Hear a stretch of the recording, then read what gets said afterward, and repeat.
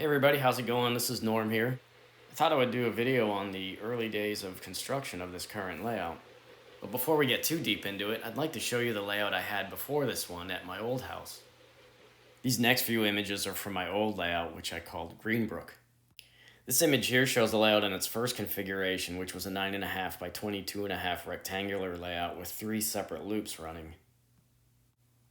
This layout was built and reconfigured several times over its lifespan, which lasted from about 2003 to 2012. As you can see, my taste in trains was a little more eclectic back then.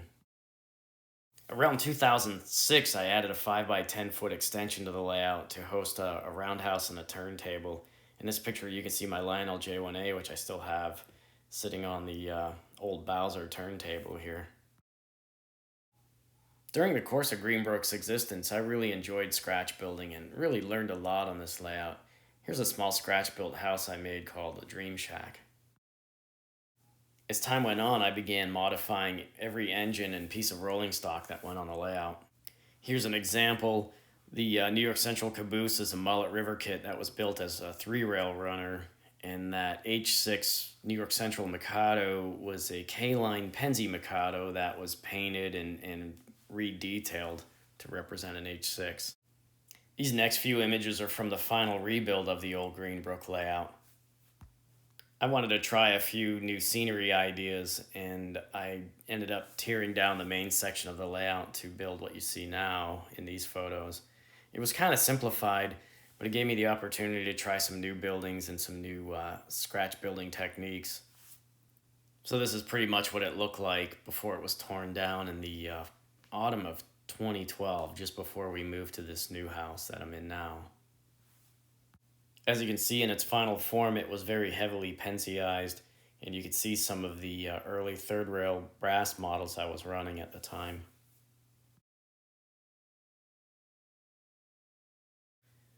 So in the spring of 2013, here you have your first glimpse of the current layout space. This is a basement that is roughly 28 feet wide by 55 feet long. And at this point, I had the ceiling painted black and I had the walls drywalled and insulated. And I also had some of the workshop and utility room walls reconfigured to optimize the space. Here's a good stitch photo view of the space for the layout. This is the main section you can see here. And at the beginning, you could see kind of the width of the utility room, which sets the width for the main part of the layout. This is looking at where the south end of the layout is now, where the turntable and roundhouse and engine yard resides. So here's the backdrop starting to go up. These are 4x8 sheets of 1/8 masonite. Here's a cove section going in. And if you noticed, I put up 2 of the straight sections first so that when you laid the cove section in, you could kind of restrain it on its ends and maintain the curve while you air nail it. I tried to air nail the sheets up and land them on studs. Where I couldn't, I kind of tacked the ends in with some construction adhesive. So here I am mudding and taping the seams and just using standard drywall tape and mud. I've only had a couple cracks on these seams. The masonite's pretty inert. It doesn't really change too much with humidity. You can see on a couple of these other remaining coved corners, I smartened up and cut the sheets to 3 feet wide, which made it easier to lay the coved corners in. You can see a bit more of my valance lighting in this picture, and it was just me taking advantage of the location of the vents. These lights provide really nice fill lighting for the center of the layout. Here's a few more pictures of the controlled mayhem that was going on during the construction. As you can see, I'm moving stuff around and trying not to crowd up the space too much as I get it ready. Here's another shot looking back toward the utility room in the hall that kind of brings you into the layout space. And here's an early glimpse of the workshop. You can see it's really long, 40 feet. And here's my first wood order being delivered. Always exciting. A little known fact about my layout is that when I first started it, later in 2013, probably like in September or so when I started on the bench work, the original plan was going to be this sort of folded dog bone with these reverse loops and the roundhouse and turntable out on a peninsula. You can see how this track plan would have fit into the overall layout of the basement. So in these next few images, you can see the bench work starting, and you can see that I've got 2 coats of paint on the backdrop, which is just a really light blue, kind of dry brushed over a very light gray. And you can see the baseboard basically of this layout was about 36 inches off the ground. That set the lower part of the bench work. And the idea with this bench work was that the track was going to be on these 8-inch risers, and I was going to have this kind of like a raised track bed with like embankments, so it sort of looked edgeless. But you'll see in later photos how it comes out. And these ends here, you can see this drop section now, but you can also see the raised ends were sort of the duck unders for the insides of the Dogbone. And the idea was I was going to have one city on one end and another city at the other. And you can see it going together here. And you can see the difference in bench height. And the idea was that I felt I wanted these embankments all along the tracks so that you didn't see so much edge of the layout. That's a complaint I have with some layouts, that you can see a lot of bench work edge and it really takes away from the look. This image also demonstrates the difference in the deck heights, with the track being on the main deck height of 42 inches, which is what the layout is set at today. But with these drop sections, I could have had some nice trackage running on retaining walls in the city area. And again, the 42-inch deck height in the ends of the dog bones gave me duck under access to what would be, 2 different cities. And that way, kind of like the layout is today, I could access the inner sidings and things like that. Here are some views of where the tracks kind of combine up to form the dog bone section. And you can see the double track main line converging on itself. This section was kind of interesting because on the main lines, trains could either pace themselves through here or oppose themselves depending on how they were running. This is another view of the reverse loop going in on the north end of the layout. And I had another one on the other end of the layout, so trains could reverse themselves and then get back to normal running direction on the center loop. And both the outer and inner main lines were accessible with these number 5 crossovers. So a train could enter the opposite loop and escape back out the other side. It was really cool. The layout was fully operational at one point with this folded dog bone design and or bent dog bone design, and it was really intriguing sort of to run trains and see them, especially coming through this section here, running or pose to each other or pacing through here. It was kind of neat, but ultimately, again, it didn't last long because there were some pretty serious drawbacks when I tried to integrate what was going to be the roundhouse peninsula. But you can see here's some more bench work going together. That would have been the other reverse loop splitting off there.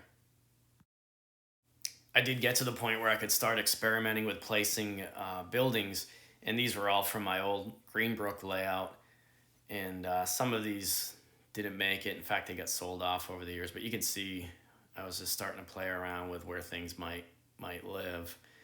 And here's some more of the decking going in. So this would have been the northern city side. And you can see kind of the access area there. It was pretty generous size. And then the duck under is right about here where those tracks straighten out. And that switch at the front, that right-hand switch, that would have been the lead-in to the yard. And here's a first version of my power and control. And here's some trains actually running, cruising along the layout here.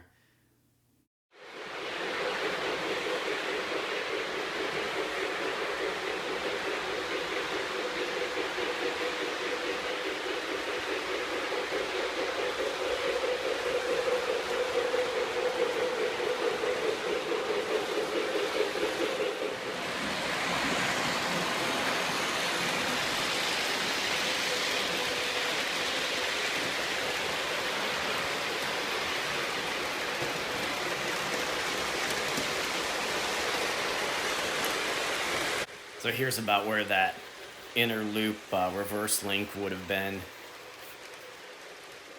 This would have been such a nice spot for an interlocking tower and a bunch of position light signals. Here's a nice example of two trains, one overtaking the other through this section of the layout. And like I said, you would have been looking up at these trains going by kind of up an embankment here, so you can see the difference in deck heights here. Would have been very intriguing, it just did not work out. I swear one of my biggest regrets on this layout was not taking that stupid vent out when I had the chance, before I really did a lot of construction down here. I can still move it. It's just a lot of work. It's a floor vent for my office upstairs, and I swear I'm going to take that thing out anyway. It's going to be painful, but I should have done it back when this layout was just getting first put together.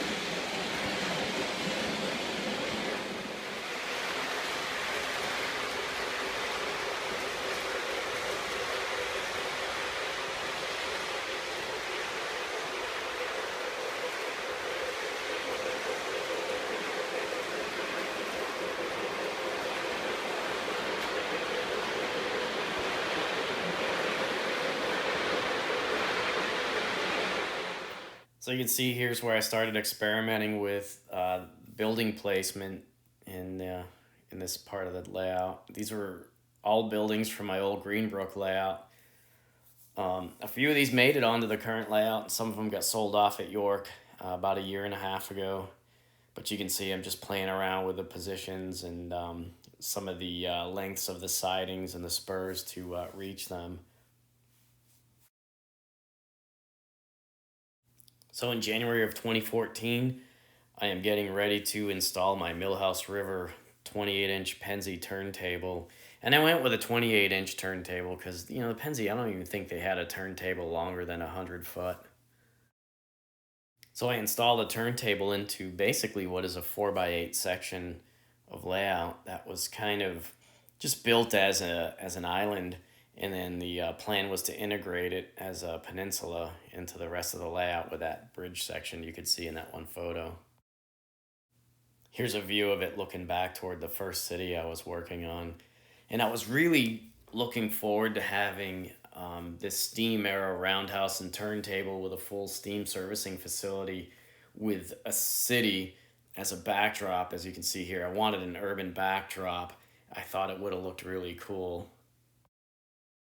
The effort to integrate this peninsula into the rest of the layout was this layout design's ultimate undoing.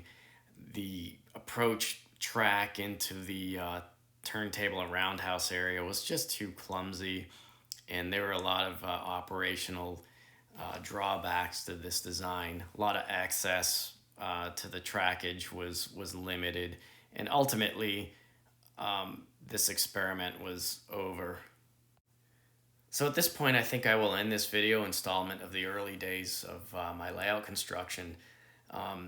The next video will show you the kind of dismantling of this layout design and the reconstruction of the current form of the layout you're familiar with today. So we will see you soon.